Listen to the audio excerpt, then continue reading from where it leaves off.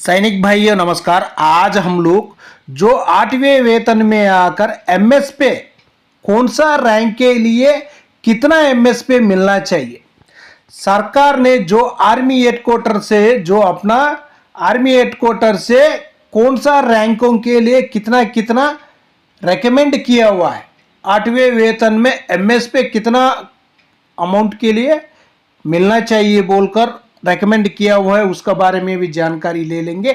और उसका बाद सही हकदार जो यूकल एमएसपी का सही हकदार कौन है वो भी जानकारी ले लेंगे। इस वीडियो में पूरा आपको जानकारी अच्छी तरह ले सकता है। एमएसपी अपना लिए कितना बेनिफिट मिलना चाहिए, जो आर्मी हेडक्वार्टर से रेकमेंड किया हुआ लेटर यही है, देख लेना। इसमें जो पहले कितना मिल रहा था वो भी तो पता है पूरा को, लेकिन अभी कितना मिलना चाहिए 8वें वेतन में आकर अपना लिए कितना कितना मिलना चाहिए। ऑफिसर के लिए 30,000, एमएनएस के लिए 21,000, 18,000, जेसीओस के लिए 12,000, ओवर्स के लिए इसी तरह दिया हुआ देखो।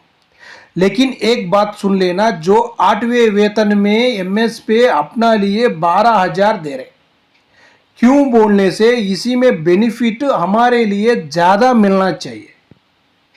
जो डेंजर ज़्यादा खतरा में कौन रहता है बोलने से जवान ही रहता है। जो फ्रंट लाइन में रहता है जवान, जो जवान फ्रंट लाइन में रहने के बाद उसके लिए 12,000, जो पीछे लाइन में रहते हैं उनके लिए 21,000। इसी में आप लोग अच्छी तरह सोच लेना। क्यों बोलने से इसमें 8वें वेतन में आकर अपना लिए रेकमेंड करना था 21,000 के लिए, लेकिन क्या हो गया, इसी में 12,000 के लिए ही आर्मी हेडक्वार्टर से रेकमेंड किया हुआ है। जो इसके लिए आकर बहुत दिन से कोर्ट केस भी चला था, हाई कोर्ट में भी चला था, उसका बाद सुप्रीम कोर्ट में भी गया हुआ था। उसका बाद उधर से कुछ फैसला आया था, क्या बोलकर, जो आपका पे कमीशन का मामला है आप लोग पे कमीशन में देख लो। पे कमीशन में देखने के लिए क्या है बोलो, इधर क्या है अपना लिए यूकल उसी टाइम के 15,500 पूछ रहा था, लेकिन अभी इसी में कम कर दे दिया। देखो, जो जवानों के लिए इक्वल एमएस पे तो ज्यादा मिलना चाहिए। क्यों बोलने से उनका बेसिक कम है, जो ऑफिसर्स का बेसिक जवानों से 4 गुना ज्यादा होगा। लेकिन एमएनएस के लिए उनका भी बेसिक ज्यादा है, लेकिन जो ज्यादा डेंजर में कौन रहता है, जवान ही रहता है। लेकिन जवान के लिए ज़्यादा एमएस पे मिलना चाहिए। इसी में देखो एमएस पे जेसीओस के लिए, जो जेसीओ रैंक के लिए 18,000 के लिए आर्मी हेडक्वार्टर से रेकमेंड किया हुआ है। 8वें वेतन में जो जेसीओ रैंक के लिए 18,000 एमएस पे मिलना चाहिए बोलकर रेकमेंड किया हुआ है, देख लेना। उसका बाद देखो नेक्स्ट एमएनएस के लिए, एमएनएस के लिए 8वें वेतन में आकर 21,000 के लिए रेकमेंड किया हुआ है आर्मी हेडक्वार्टर से। जो लेटर भी आया था परसों, उसी में रेकमेंड किया हुआ है, एक बार देख लेना। जो एमएनएस के लिए 21,000 मिलने से जवान के लिए आकर ओवर जो फ्रंट लाइन में रहता है उसके लिए आकर 12,000 का ही रेकमेंड किया हुआ है। ये क्यों, जवान के लिए 21,000 के लिए हकदार नहीं है। जो यूकल एमएसपी का सही हकदार कौन है, या ऑफिसर है, एमएनएस है, जेसीओ है, कौन सही हकदार है। जवानों के लिए इतना कम कर दिया।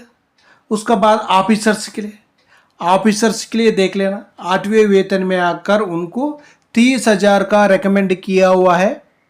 आर्मी हेडक्वार्टर लेटर जो निकला था उस टाइम, उसी में देखने से आपको पूरा जानकारी हो जाएगा।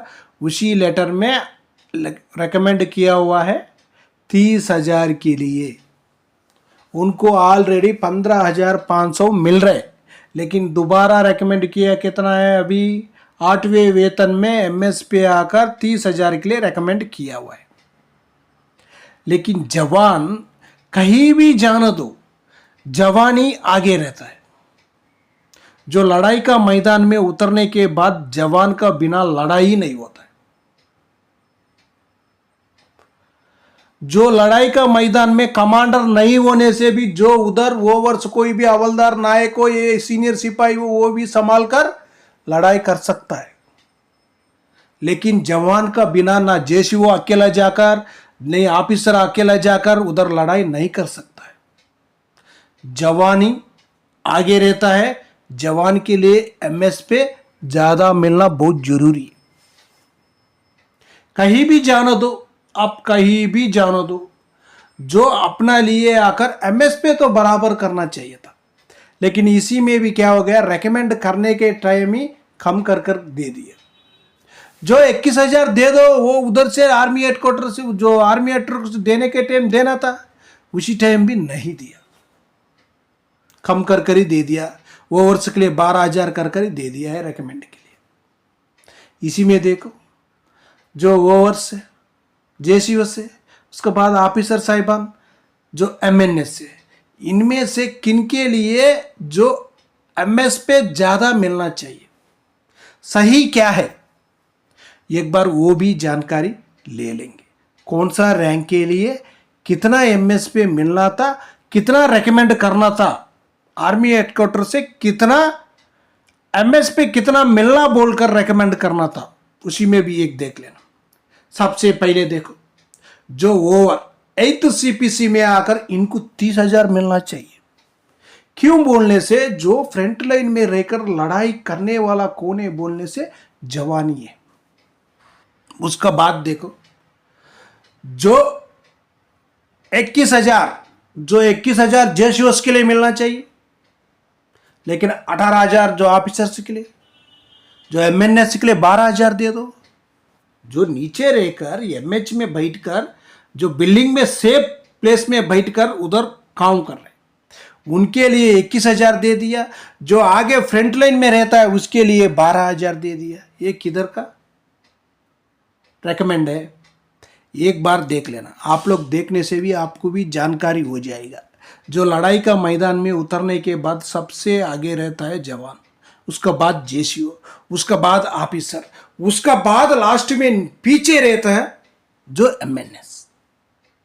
इसी तरह कितना भी आगे रहने दो, जो बॉर्डर का नजदीक रहने दो, दुश्मन का सामने रखकर आप लड़ाई करते रहो, लेकिन आपके लिए एमएस पे कमी मिलेगा बोलकर उसी तरह बोल रहे।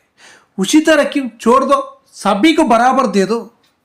जो एमएस पे है इक्वल कर दो पूरा रैंक के लिए।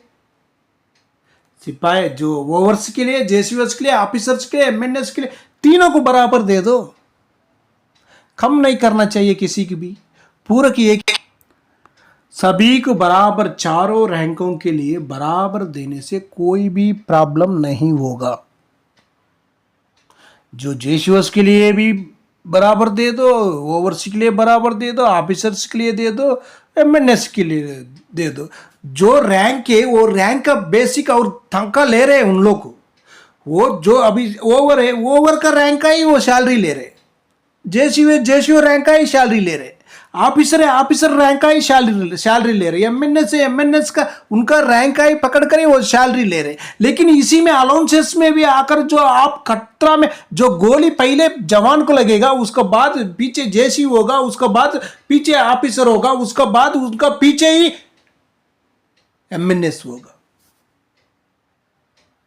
उसी तरह आप लोग एक बार सोच लेना, ये गलत नहीं है। जवाब पहले गोली कौन रहेगा, फ्रंट लाइन में कौन रहता है उसी को गोली लगेगा, उसका बाद पीछे वाला के लिए, उसका बाद पीछे, उसका बाद और पीछे। ये नहीं है कि जो आगे वाला तो क्यों भी जाने दो, उसको कोई भी प्रॉब्लम होने दो, जो पे कमीशन आने दो, कुछ भी आने दो, लेकिन अपना ऑफिसर, अपना जवान के लिए रेकमेंड करना चाहिए। उन लोग आगे आकर रेकमेंड करना चाहिए, अपना जवान के लिए इतना एमएस पे देना चाहिए बोलकर पूछना चाहिए सरकार से। जो आर्मी हेडक्वार्टर से लेटर निकल रहा होने से उसी में आकर जवानों के लिए कुछ बेनिफिट देना चाहिए। ये नहीं कि कम कर कर नहीं देना चाहिए।